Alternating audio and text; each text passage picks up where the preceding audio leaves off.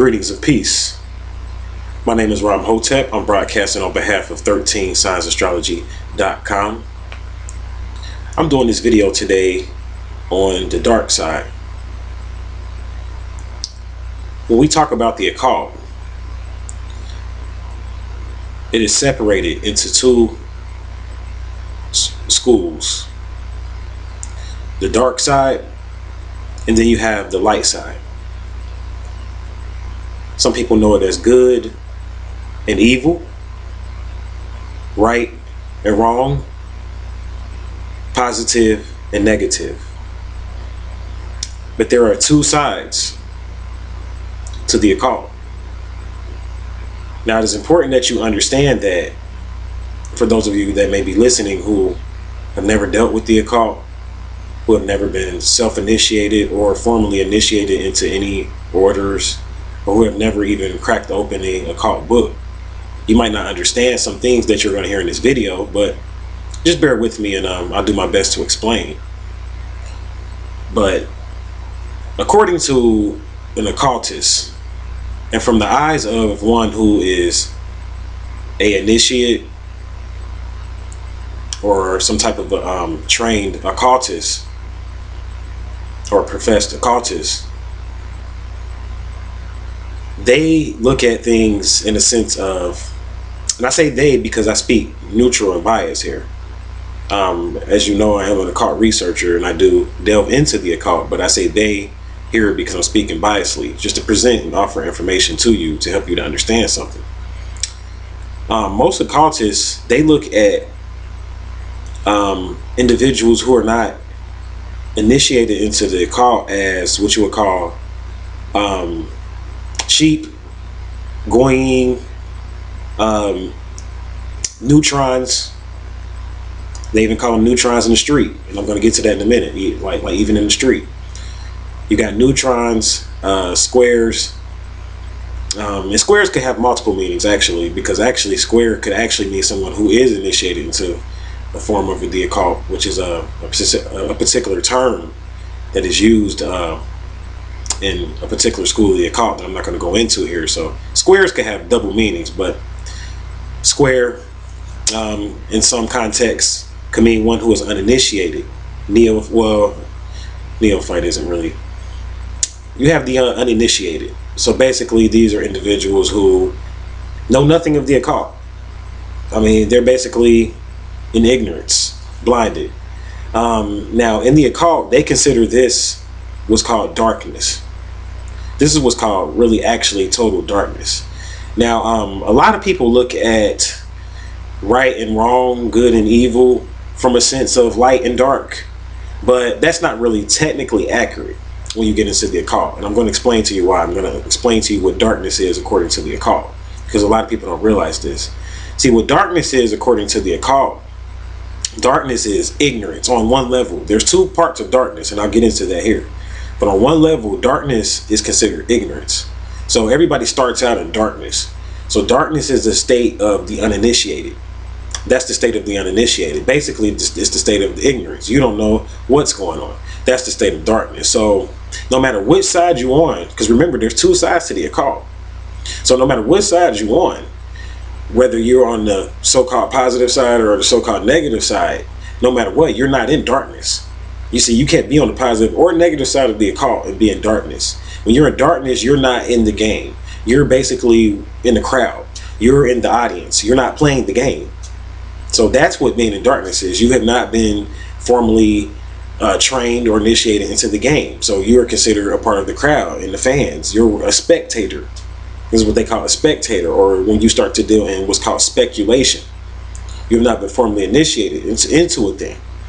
So let's first go ahead and clear that up and go ahead and point that out. So you have the uninitiated or the goyim. Some people call them the Gentiles. There's many names. And then you have, so that's considered darkness. So then you have what I like to call the two lights of the occult. The two lights of the occult, or the two sides of the occult. And you have the good side and the bad side, the dark side and the light side. Now, what you have to realize is this: when you start talking about the two sides, these are people that either way are initiated. These are initiated magicians, witches, and warlocks. These are people that totally initiated into the occult. So these are people that are in the know. Now, when you get initiated, it's up to you as to whether or not you decide if you're going to work on the dark side or the light side. And that's usually based on your karma, and usually based on your fate. Now, the dark side of the occult is associated with what's called the left hand path. The left hand path. That's usually what it's associated with. And usually in the dark side of the occult, what they're dealing with is, in the left hand path, is dealing with individualism. The left hand path is basically people that are dealing with the self. Basically, you're in the occult to get things for you. You're into the occult to get money. You're into the occult to get girls. You're into the occult to get finite material things, matter. This is what you're into the occult for. Now, this is not to pass judgment here. I want you guys to bear with me and just let me and follow me here and just go ahead and hear this whole thing out. So that's the dark side. So a lot of people, like when they say, well, rappers are the Illuminati and they this and they that, they fail to realize there's two sides to the Illuminati. There's two sides to the Illuminati. And people that decide to be on the left-hand path, or what's associated with what you would call the so-called dark side. Now, keep in mind, it's not really dark, because even on the left-hand path, they're dealing with light, because it takes light to deceive. And on the left-hand path, they're using more of a deception to get the things that they want. See, they use the occult to deceive people. See, that's what they do on the left-hand path. They're total deceivers. It's all about money and material things. And they promote money and material things to people that will never get those things. So that's a deception. That's a deception. They use music. It doesn't matter the medium. They use music, movies, books, film. I mean, media in general, to promote this agenda of the left-hand path or whatever. Now, like I said, it's not about right and wrong, and I'm presenting this information biasly because, as you'll see in a minute, people have to make a decision. So that's the left-hand path. That's what you would call the dark side. They have a limited amount of light. We like to call that amber light. They have, some people call moonlight in comparison to the sun. The moon has light, but in comparison to the sun shuts it down. When the sun comes out, it shuts the moon light down. So the moon has light and it has power in it. But that's what they're dealing with. They're dealing with moon magic, lunar magic. So that's one aspect of the occult, which is dealing with what you would call amber light. So it's still dealing with the enlightenment. They still have to be on a level of enlightenment to even do deceptive things that they're doing on that side of the occult. And that's the deceptive side. The left-hand side, the side is all about you, me, material. Now, then you have what's the right-hand path. It's called the right-hand path. Some people call this the path of light. Some people call this the path of light. No matter what you want to call it, the right-hand path is the side of the occult. They use magic. They use magic, so don't get it twisted. They use magic. They're witches, they're warlocks, same thing, but they use it for a different purpose. The right-hand path uses the magic to benefit the whole, to benefit humanity, to benefit the greater good. This is what the right-hand path, or what you would call the light side of the occult, deals with. So the light side of the occult would be associated with what's called sunlight or true light. Remember, I said that the dark side or the left-hand path would be associated with, they still deal with light, but they're just dealing with lunar light or amber light, or what you would call like fire light, like a torch, like lighting a torch in darkness. That's dealing with the left-hand path. The right-hand path is dealing with real live sunlight, and even going higher than that, light, dealing on light spectrums that you can't see and light codes that you can't see. See, on the positive side of the occult, they deal on a high level of magic, and you have to be initiated on more of an astral level to get to a lot of the jewels on the high level magic side of things. Now, they do things different on the dark and light. On the dark side, they do things based on material. So a lot of the rituals on the dark side, on the left-hand path, is dealing with material type of rituals, sex rituals, a lot of just physical, tangible rituals, because again, they're using the occult to get things on a mundane, physical level. Now, on the light side, a lot of the rituals are dealing with more of spiritual, high magic, love, attraction, magnetism, high principles. intellect, high principles, to you're using magic on a higher level. So people don't understand how to really work. A lot of people don't understand how to work magic on a higher level, because the darker beings and those people that get initiated into the dark side, a lot of them, now I'm going to say a lot of them because I'm going to point something out here. So just give me a second. A lot of them cannot access the light side, or they can't deal with the other side because they're stuck in the darkness, or in the dark side. They're stuck in the physical material part. So even when they transform in what they call, and they do what you would call die, they die and they reincarnate back quickly, more quickly than one who is dealing with higher magic, or what you would call high magic. So that's the two sides, beloveds. There's the dark side and the light side. And if you're not really working on either side, you're just watching. So a person that's religious, a person that's a religious adherent that follows another individual, well, I can't really say that follows another individual, because actually, even in the occult, you can follow individuals. There's still people that follow individuals in the occult. They have followings and leadership and followers in the occult. So yes, you can still follow someone, but I'm saying one who basically is ignorant to the higher laws, the higher workings, the law of attraction, the law of lust, and basically who's ignorant of the unseen, the hidden, the subtle realities. Now, I want you guys to understand this. When a person gets initiated into the darker mysteries, if you want to call it that, or the dark side, because remember I said there's two sides to the dark side, because let me point this out here. There's two sides to the dark side. And then I'm going to go back to the point that I was just about to point out. There's two sides to the dark side. You have the light. I'm sorry, there's two sides. I'm sorry, to the light side of the occult. There's two sides to the light side. When I talk about the light side, like remember I said that I separated it between, you had the dark side, or what's dealing with amber light or moonlight, and then you had what's the light side, was dealing with sunlight, illumination, and light on a higher spectrum of the electromagnetic spectrum or whatever. So there's higher lights. There's basically, you go back into the darkness again. Like once you go so high up on the positive side of the occult, you go back into darkness again. You go back into darkness again. So you're like, hold on, I thought you start out in ignorance in the beginning when you're not initiated, and you saying you go so deep into the positive, you go right back into ignorance. Yeah. When you go so deep into the positive, you go right back into the ignorance, or the what can't be known. And you go, because you go so when you, basically what I'm saying is this: when you go so high, you go into a state of what's called being, where you just are. You go into a state of absorption.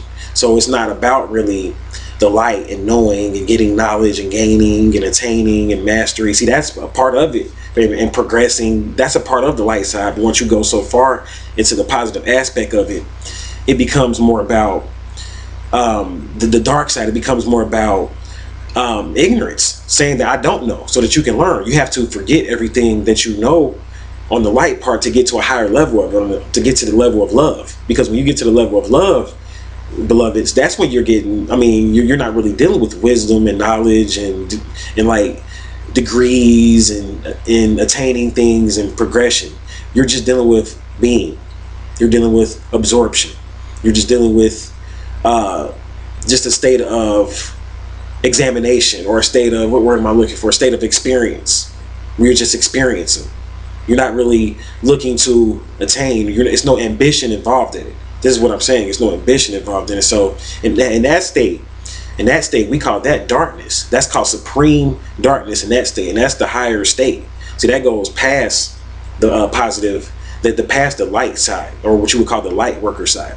So when I talk about dark workers, I'm talking about dark workers on two different levels. Now let me explain that. When I talk about dark workers, you could be a dark worker working on the moonlight side or the dark side of the occult, or you could be a dark worker working on a level, such a high level of the positive side of the occult that you're influencing things you're influencing things, or you're influencing everything up under you, basically. So the dark side, or the supreme darkness, is the highest level of the occult. So it's really essentially three parts to the occult. It's three parts to the occult. You have the moonlight side, or the amber light. Then you have the positive light, dealing with the positive light spectrum, going all the way up into lights that we can't see, going all the way up from like purple all the way up to lights that we can't see. And then you go back into darkness again. and it appears to be dark, but you go into another realm. See, when you go into darkness, this is a higher level of the positive side. So you have to be, see now what's going on with a lot of beings. Some people consented before they came here based upon their karma and based upon what groups they were a part of and their soul experience. Some beings consented to work out the dark aspect. Now, when I say dark aspect, I'm jumping back to the dark side, dealing with lust and the lower aspects of the occult, dealing with that. Some beings decided to make an initiation and a pact to work for that side because their karma was dealing with more of a material type of karma. Their karma was dealing with more of an earthly type of karma, and they have more of an earthly type of karma, so they had to work that out. You see, they had to work that out on the lower levels of the occult, on the more subtle realms. Now, there's a part of the Kabbalah that talks about this dark side. I know this is kind of confusing for a lot of people, so just follow me. You might have to watch this video maybe 1 or 2 times or something, but just follow me here. And you know, I'll do part 2. Just ask me questions if you want, if you have questions about what I'm talking about. But because I know a lot of people are going to be confused on the 2 dark sides of the occult, but I'm going to do my best to explain it here. Now, you have what's called the Qlipoth, which is the dark side of the tree of life, and that really explains, if you really, those people that really get into it, explains the dark side. It really explains, and it even explains why people go to the dark side. See, the dark side, it's energy. See, it's all about energy.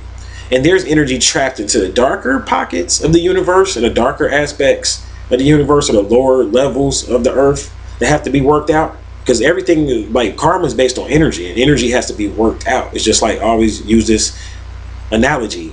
It's just like a muscle that's sore or tight. It has to be worked out. That's where energy has to be played out. So beings that decide to, or decided in their soul incarnation to work out energies on the dark side, that was a part of their soul. They consented to that before they consented in this life. They consented to that before.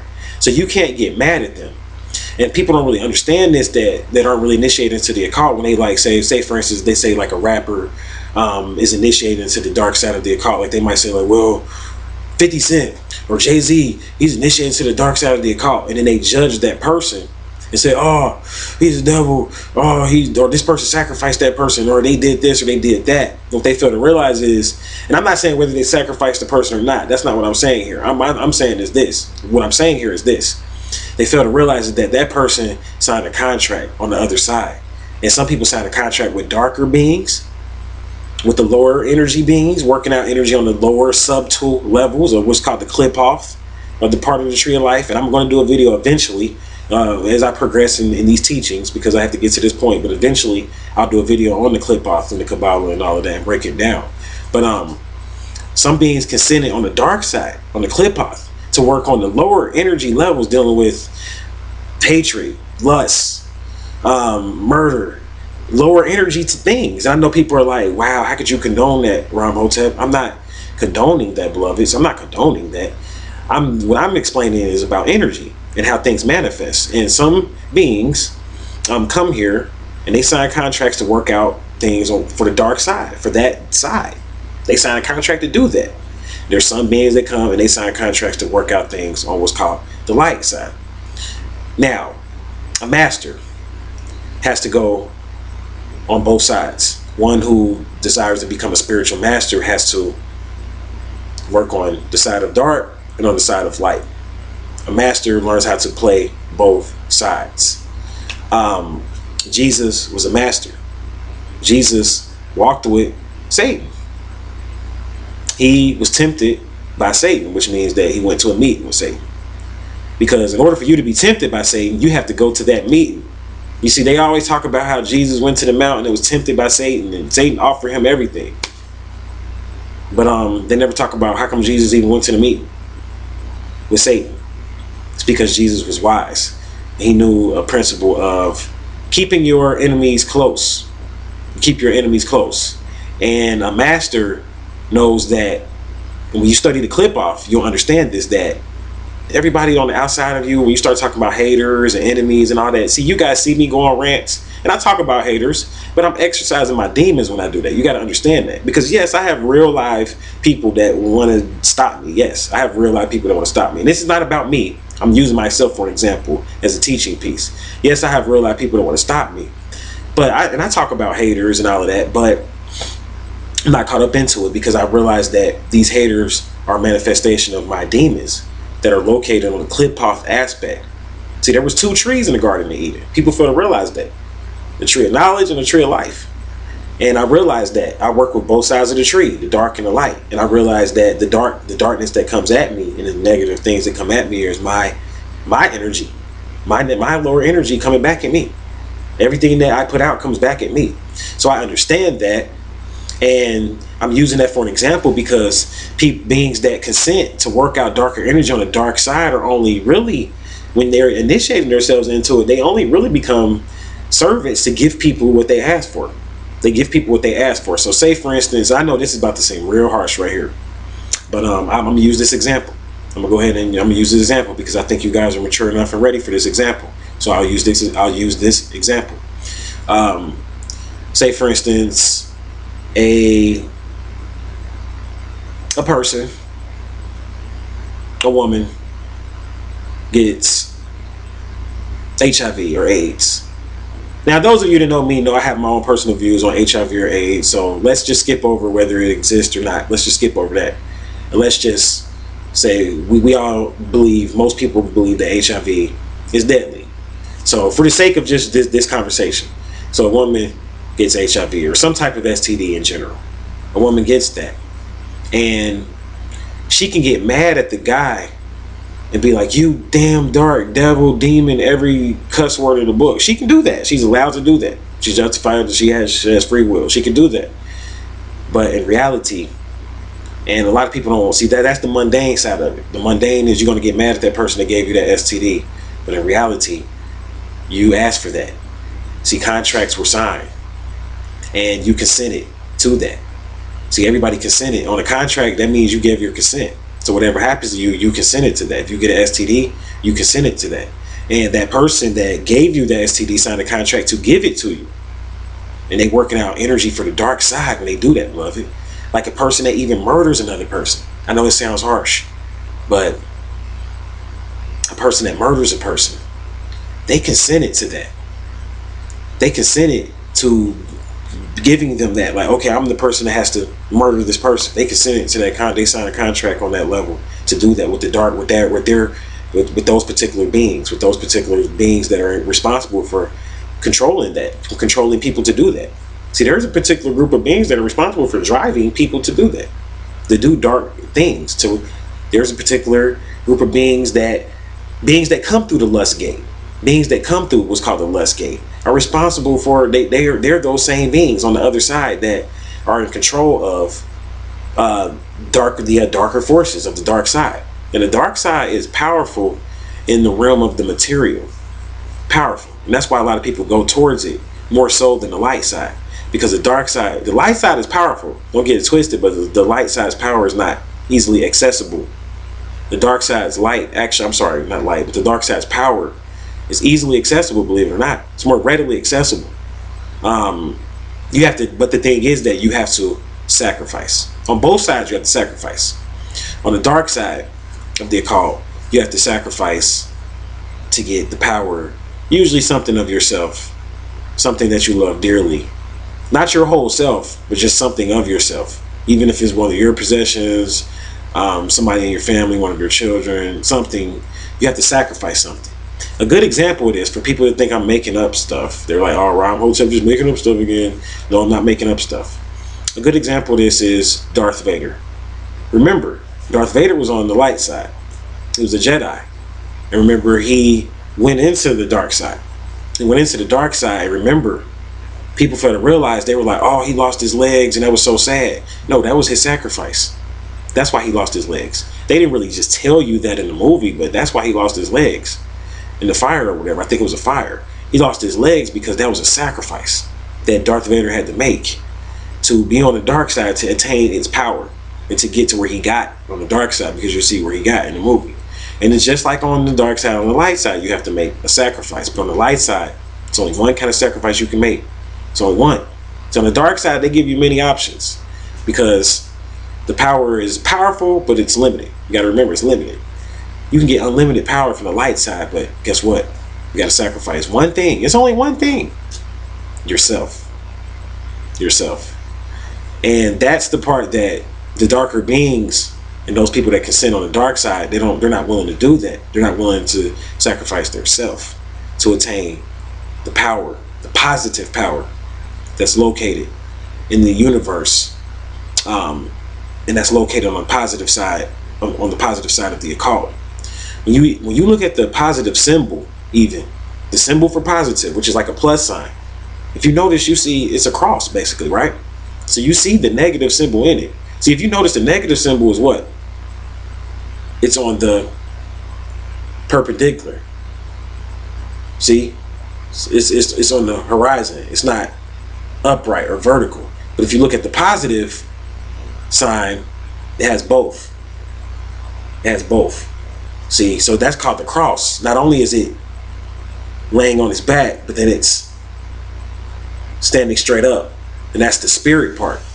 You see, it's laying on its back because it learns to tame matter. See, on the positive side of the occult, you learn how to tame matter and to eventually, and it takes time and many rituals, to eventually master your matter and your body. To the point where, when I say master your body, you can get so high on the positive side of the occult, and this is no homo, as they say. This is no, you know what I'm saying? Like, this is no, like, me trying to promote any type of agenda when it comes to sexuality, but you can get so far, like celibacy or anything, but you can get so far where you won't even need sex.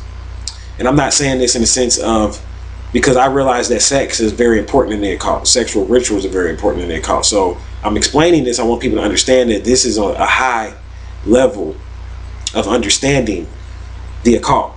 When I start bringing up sex or whatever, they're not needing sex. Like, this is like when I'm saying that you can train your body to the point where you won't ever need it, like you won't even ever crave it. You could do that. And this is when you get on the road to becoming what's called a Christ. And I'm going to do a video on the Christ, so I'm not going to talk about that too much here. But that's what the Christ was doing. See, the Christ is an occult title on the light side or the positive side. And to become a Christ, you have to sacrifice yourself.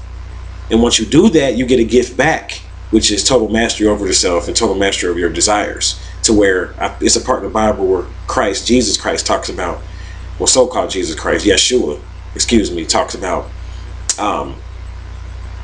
he basically talks about how Satan had no more pull over him. He said something like, "Oh, death, where's thou pull?" or something. He was basically saying how Satan, he didn't feel any desire. Satan had no more control over him. And that was deep, because what he was breaking down is, I'm not getting religious here. See, you have to understand, there's things you could do with your DNA once you get into eating healthy and turn on and off certain switches. Once you get into meditating and going deep within the heart and learning how to activate the Merkaba and get really deep onto the positive side of the occult, to where you can rise above your desires. And it takes time. It takes time. And I'm not saying I'm there yet, but I'm explaining to you that path is there. You see, I have to show you that path is there. And yes, I'm walking down it. So I'm walking down it, but no, I'm not there yet. But that path is there. You can master and surpass your desires. You can do this. It takes time. It takes discipline. It takes training, but you can do this. So the two sides of the occult are deep. The dark side and the light side, and understanding them are deep. You have to make a sacrifice to get into both. You have to sacrifice self, basically, to get into the positive side. Now, on the third level, or level 3, which is dealing with the other side of the dark side, which is dealing with supreme balancement, or that side of the darkness, that's when you're getting into what some people call that the omniverse type of aspect of the occult. That's a good way to understand it. That's when you're getting into the parts of the universe that appear dark to us, that part of dark matter, the dark matter aspect. That's when you're getting into that. And that's why I say darkness is supreme balancement, because in the darkness, that's where the real truth is hidden.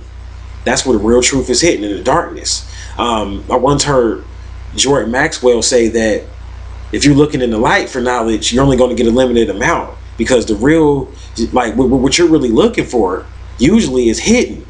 And usually things are hidden in the dark. Things are hidden in the dark. Even when you start dealing with sexual magic and sexual rituals, this is essentially things that are done in the dark. because sex is done in the dark. But not only that, the sexual act of inserting the phallus into the vagina is darkness. It's dark up in there. So the sexual act and the act of conceiving takes place in darkness. The act of creation takes place in the darkness. Darkness is where the good stuff is located. So you can't knock darkness. Really, in truth, darkness surpasses light, because darkness, in the sense of you can't see it and we can't see it.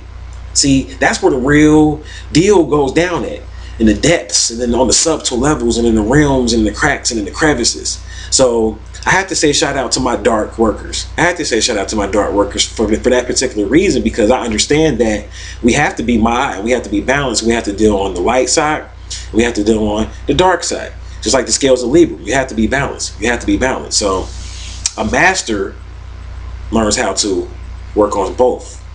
And really, to be on the positive side of the occult, you have to master the dark side. You have to master the dark side. So you do have to go through the school of the dark side. You have to master lust. You have to master envy, jealousy, all these lower emotions that lead to so much in this physical reality as far as darker acts. All of these darker acts really go back to about 4 emotions, y'all. 4 emotions. Hatred, lust, lies and deceit, murder, and basically just harming people in general. Those are really the 5 gates to the dark side. The 5 gates to the light side is love, truth, peace, freedom, and justice. All day. Those are the 5 highest principles known to us, beloved. That creates harmony. That creates mod. So those are the gates.